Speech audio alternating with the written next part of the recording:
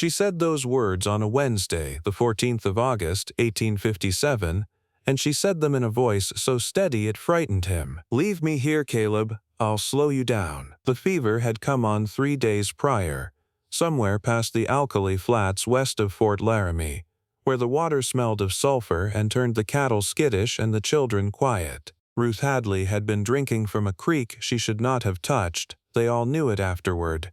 And by Sunday evening she was burning from the inside out, shaking beneath 2 wool blankets in a canvas wagon that barely kept the wind off. She was 34 years old. She had buried a husband in Ohio 13 months before she ever set foot on the Missouri River Road.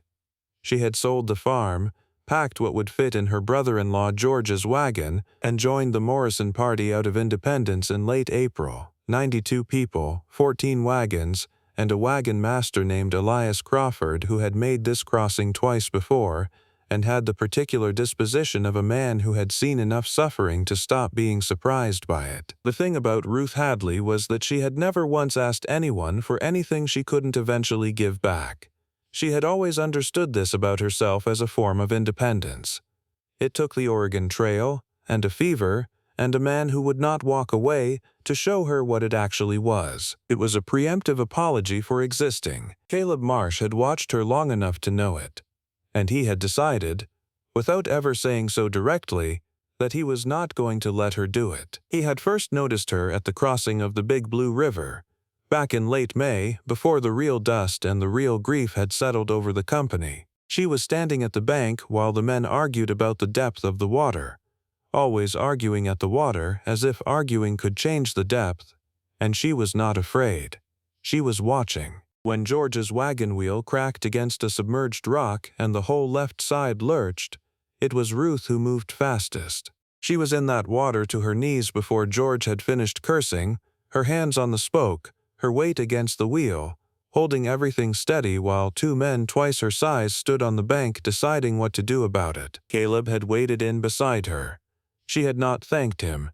She had simply said, "Other side now," and moved. He was 38 years old, a widower from Indiana who had lost his wife and infant son to typhoid fever the winter before. He had spent the better part of that winter sitting in a house that felt like a coffin, surrounded by his wife's things, until a neighbor had come in March and said something that cut through the fog.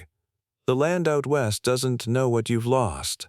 Maybe that's a mercy." He sold the house. He joined the Morrison party at St. Joseph on the 12th of April. He had a wagon of his own, 2 oxen he'd named Joseph and Ezra after a private joke no one else knew, and nothing particular to arrive at in Oregon. That was the truest thing about him when the journey began. He was a man walking toward nothing, which is different from a man with nowhere to go. Ruth Hadley gave him something to walk toward.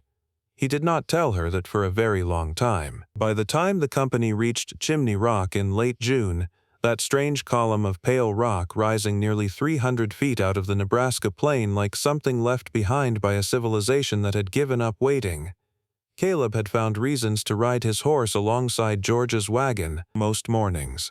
He told himself it was practical. George's rear axle was showing wear. He wanted to watch it. Ruth knew he wasn't watching the axle. She had a particular way of knowing things without making anything of the knowing, which was its own kind of intelligence, and in this case what she knew was that a quiet, steady man was finding reasons to be nearby, and she had not yet decided what to do about it. She didn't discourage him, and she didn't encourage him, and the distance she kept was the particular distance of a woman who had learned not to build on ground that might shift. Her husband, Edmund Hadley, had been a decent man who became a sick man who became a dead man in that order, over the course of 14 months, and Ruth had held his hand through all of it. She had not let herself fall apart until the day after the burial, and even then only for one afternoon alone in the barn, where no one could hear her. She had stood in the dark of that barn and wept for 20 minutes and then stopped, because there was a farm to sell and a life to dismantle and a brother-in-law waiting with a wagon going west. She was not cold. She was careful.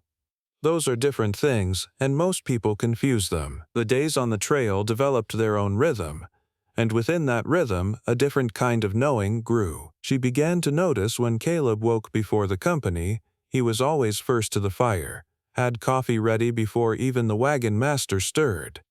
She noticed he never complained, not once, not about the heat that pressed down on them in the Platte River Valley like a hand flattening everything beneath it, not about the dust that got into the food and the water and the eyes and the folds of every garment, not about the oxen that died on the alkali stretches and had to be replaced at terrible cost, not about the graves they passed some days, 3 in a single mile, the mounded earth and the makeshift crosses with names scratched into wood that would rot within 2 seasons and be gone. She noticed he watched the sky the way some men read the Bible, like it might tell him something true about what was coming. She noticed he spoke to his oxen the way some men speak to their children, low and steady, not commanding but conversing. She noticed that when little Ellen, George's 5-year-old, woke up crying in the night with a croup cough that rattled through the whole camp, Caleb was the one who heard it first and sat up, as if some part of him was always listening for a child who needed something. She noticed all of it. She kept it to herself. She was still not sure the ground wouldn't shift. Fort Laramie came and went in the second week of July. The company resupplied what it could, rested for 2 days among the adobe walls and the smell of horses and leather and the strange disorienting relief of something that resembled civilization, and then pushed on toward South Pass. The land changed after Laramie in a way that felt less like geography and more like a warning. The grass grew thinner. The air tasted drier, almost metallic by midday. The distances between reliable water sources stretched in a way that turned every morning's departure into a calculation. How far? How much water remaining? How hot will it be by noon? How much do the children need to drink before the animals do? It was in this stretch, the long, slow climb toward the Continental Divide at 7,000 feet, that Ruth made her mistake with the creek. She knew the signs of alkali water. Elias Crawford had told them all back in Independence. Avoid any water that looks milky, smells of sulfur, or has a white crust at its edges. The animals will walk around it if you let them choose. Trust the animals. But they were 3 days from the last clean water source. George's youngest, Clara, was 4 years old and had been asking for water in that small, patient voice that children use when they have already been told no twice and are trying one more time. The creek looked almost right. The color was wrong only at the very edges where it touched the rock, and the smell was faint enough that Ruth could almost convince herself she was imagining it. She filled the cup herself. She drank first, to test it. She told no one what she'd done. By Sunday night, the fever came. Elias Crawford gave them one day. He came to the wagon himself on Monday morning, hat in his hands, and said what he had to say to George with the particular courtesy of a man delivering a verdict he hasn't written himself but must read aloud regardless. The company could not wait. They were already running behind the safest schedule for the Blue Mountains. One sick woman, he was sorry, he genuinely was, could not hold up 92 people with October coming. George didn't argue with him. George was not a bad man. He was a practical one, and 4 months on the trail had been a thorough education in practicality. That evening, he came to the wagon and sat with Ruth and said what he could say, which was not enough, and he knew it, and Ruth told him to go. She said it clearly. She said the children needed to get over the mountains and she was going to be all right and he should go. She was not entirely sure she was going to be all right, but she said it clearly, and she meant the first part. It was Caleb who came to the wagon that evening, just before the light went. Ruth was lying on her back, the canvas above her amber in the last of the sun. She knew who it was by his footstep. She had been cataloging his footstep without meaning to for nearly 4 months. The particular weight and pace of it, the way it never hurried and never dragged. She opened her eyes and looked at him and said the thing she had been forming in her mind since that morning, since the moment she heard Crawford's voice and understood what it meant. "Leave me here, Caleb. I'll slow you down." He crouched at the back of the wagon. The Wyoming sky behind him was that deep, impossible blue that came in the hour before the stars showed, the kind of blue that has no bottom to it. He had his hat off. He turned it once in his hands, then set it down on the wagon gate. "I heard what Crawford said," Ruth continued. She needed him to understand she wasn't speaking from the fever. "I heard it. George can't stay, the children can't stay. I wouldn't ask that. But you can go, Caleb. You should go. There's nothing that requires you to stay here." He looked at her for a long moment. Then he said, "No, just that. One word. No argument attached to it. No speech about what a good man does or what decency requires. No performance of nobility. Just no, as simple and final as the closing of a door." Ruth closed her eyes. She had spent years telling herself she didn't need anyone to stay. She had been so practiced at it, she had almost believed it. And now someone was refusing to go, refusing in that plain, unadorned way, and instead of the relief she had expected to feel, she felt something crack open in her chest, something that let in air that had been absent for a very long time. She said, "You're a fool." He said, "I've been called worse." And that was the end of the conversation. The Morrison party pulled out the next morning at first light. Ruth did not watch them go. She lay still and listened to the sounds of departure, the creak of wagon tongues, the low complaints of cattle, the voices of children, the particular percussion of a company moving, until they faded into the distance and the prairie settled back into its usual quiet, which was not peaceful. It was simply vast. The sky went on in every direction until it met the earth, and there was no sound but the wind and the creek and, once very far away, the call of something she couldn't name. Caleb made a camp more permanent than anything they'd built since independence. He cut poles from the scrub growth along the creek and fashioned a lean-to against the wagon's side, a shade structure to keep the afternoon sun off the canvas. He found a clean water source a quarter-mile up the draw.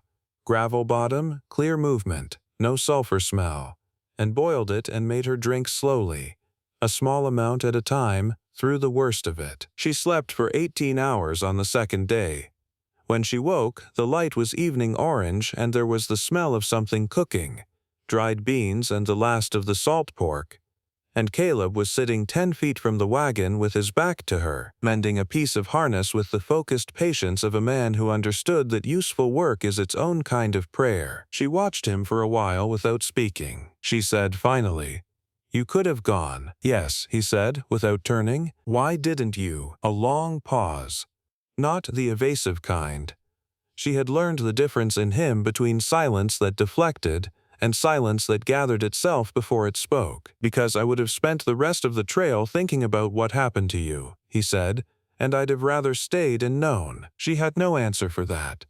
There wasn't one that wouldn't have given too much away, more than she was ready to give, more than the fever had left her with to spare. She lay back and looked at the canvas above her and listened to the fire and thought, "Here is a man who says what he means, which is rarer than anyone ever warned me it would be." On the fourth day the fever broke. She woke to clear eyes and a body that felt wrung out and emptied, and lighter for it, strangely, as if the fever had burned away something that had been weighing on her longer than she knew. She sat up on her own, and the world stayed steady when she did. Caleb was at the fire. He looked up, and something moved across his face that he controlled before it fully arrived. But she caught the edge of it, a fraction of a second before the steadiness came back down. He handed her coffee without making anything of it. She drank it without making anything of it. She thought, "So this is what it looks like when someone is careful with you." They broke camp on the 5th day and moved out to rejoin the main trail. Caleb had spoken with an eastbound party the day before, people coming back from Oregon, which happened more than anyone in Independence had cared to mention, and learned that the Morrison wagons were only 2 days ahead. Traveling alone, moving at the pace of 2 oxen and 2 horses and 2 people instead of 92, they could cover the ground faster. By the 3rd day, they had caught the company on the high plateau approaching South Pass. Elias Crawford, to his credit, said nothing particular when they rode in. He looked at Ruth for a long moment. She had the feeling he was assessing something, taking a measure, and then he said, "Glad you made it, Mrs. Hadley," and that was the whole of it. South Pass came at mile 947, the high point of the Continental Divide, where the land crested and then fell slowly away toward the Pacific drainage and everything beyond. People back in Missouri had spoken of it as a moment. Crossing it would feel like crossing a threshold. Ruth had expected to feel something shift, some change in the air or the light or the body. It felt like nothing. It was a broad, wind-scoured plateau. the sky enormous and gray, and you didn't know you'd crossed the highest point until you were already past it. The wind came from the north with the first real cold of the coming season in it, and Elias Crawford looked at that sky and told the company they were picking up pace. It was in the long descent toward Fort Hall, in the second week of September, that Ruth's horse went lame. Not a stumble, not a stone bruise, a clean break of the left foreleg on a steep downhill stretch of loose shale. In a single second, the kind of accident the trail produced without warning or apology. Ruth was thrown forward and caught herself on both palms, felt the skin open up. She turned to see the horse on its side, and she already knew. Caleb was off his horse and beside her in one motion. He looked at her hands, bleeding, not badly, and then he looked at the horse, and there was something on his face that did not fully arrive before he controlled it. He did what had to be done. She did not look away. When it was over, he came back and crouched down to where she'd seated herself on a rock at the trail's edge. He cleaned her palms with water from his canteen and wrapped them with strips of linen from his kit with the efficiency of someone who had treated wounds before, who understood that the treatment matters more than any words about it. She said, "I'm all right." He said, "I know you are." He said it the way she had wanted someone to say it for years. Not as comfort, not as reassurance, but as a fact he had observed and was simply reporting back to her. She rode in the wagon for 3 days, her palms too raw for reins. Caleb rode his horse alongside. They didn't talk much. They had fallen into the easy pattern of people who had learned each other past the point where silence needed filling. On the 3rd day, she told him about Edmund. She told it simply, the way she had never quite managed to tell it to anyone else, not because she had hidden it, but because no one had been still enough to receive the whole of it. The 14 months. The way a man could be present and absent at the same time. The way she had talked to him every day even when he couldn't answer anymore, just so the room wouldn't be too quiet. The way she had felt afterward in the barn, something that she'd been ashamed of ever since, but that she named to Caleb directly, relief, that the long waiting was over, that she could stop bracing for it. Caleb listened without interrupting. When she finished, he said, "That's not something to be ashamed of." She looked at him. "Grief and relief aren't opposites," he said. "They're the same country." She turned away, because she did not want him to see what happened in her face when he said it. But she thought, this is a man who has lived something real, and it made him into this, and this is something I had stopped expecting to find anywhere, let alone on a trail to Oregon. The Snake River crossing came in late September at a ford 14 miles east of Fort Boise, where the river ran 150 feet wide, and the current moved with the deceptive, terrible smoothness of very deep, very fast water. They had been warned at Fort Hall. 2 wagons from a company the week before had gone in wrong and lost everything to the current, the wagons, the oxen, the goods, all of it taken downstream in less than a minute. Elias Crawford gathered every man in the company the evening before and went over the crossing. And what he said at the end was the kind of thing you only say once. If you get into trouble in the middle, don't fight the current. Let it take you downstream. Fighting is what kills you. The morning of the crossing, Ruth woke before light. She lay still and listened to the river. It had a sound unlike anything else she had heard on the trail. Not the rushing sound she expected, but something lower, something that was almost below hearing and more in the ground than in the air, a vibration that the earth itself was conducting. She dressed and went to the bank in the gray pre-dawn. The water was iron-colored in that light, moving without any sound that matched its speed. Caleb found her there. He stood beside her and they both looked at the water for a while, and then he said, "You could ride across with me." She said, "I can make it." "I know you can make it alone," he said.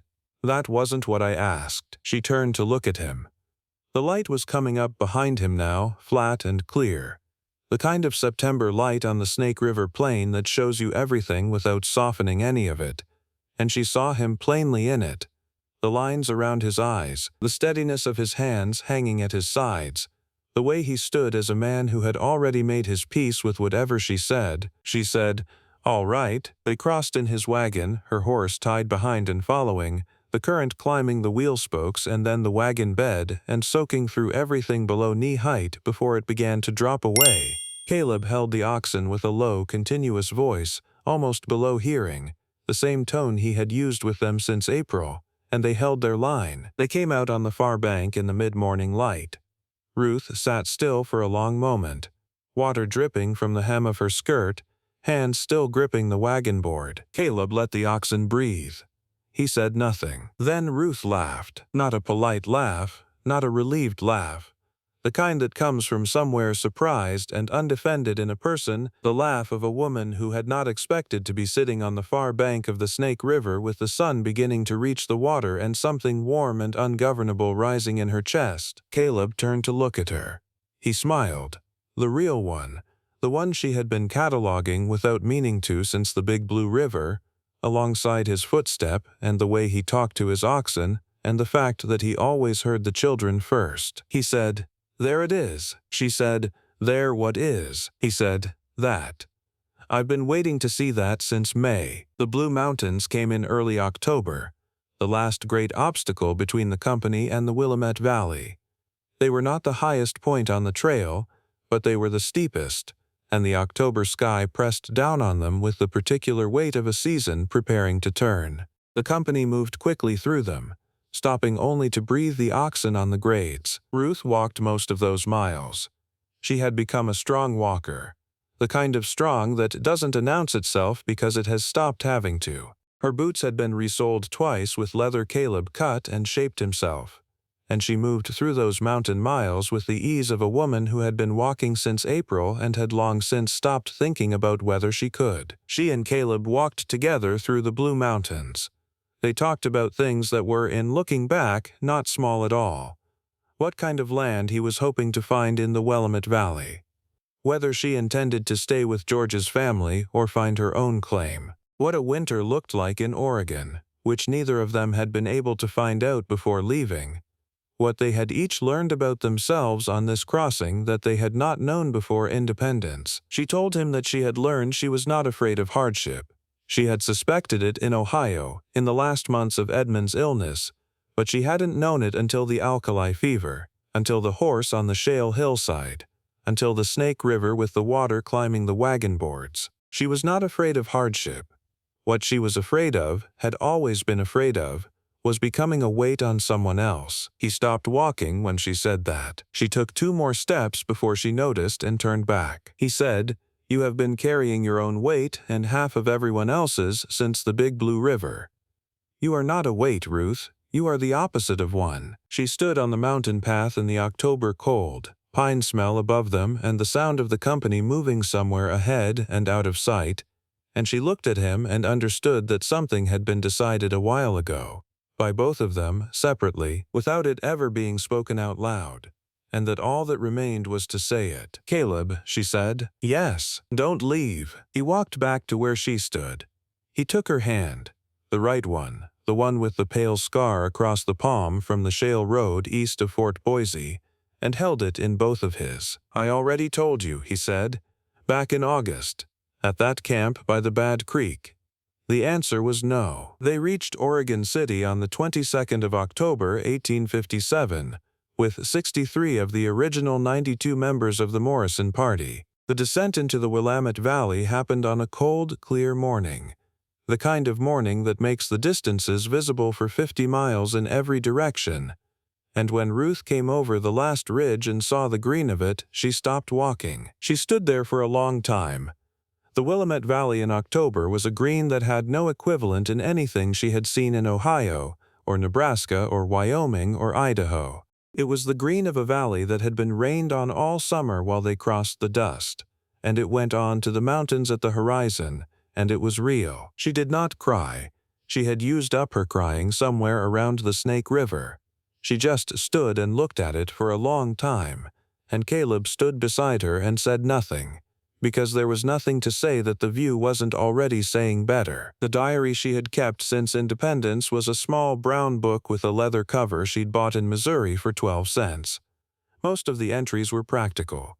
Miles covered, weather observations, the condition of the oxen, what needed mending. But there were other entries too, the ones she wrote late, when the camp was quiet and she could be alone with what she actually thought. The last entry in the book was dated November 3, 1857, 2 weeks after their arrival in Oregon City.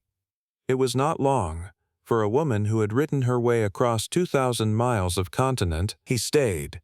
I didn't believe he would, and then he did, and now I understand that some people mean what they say and stay where they stand and do not leave when leaving would have been easier.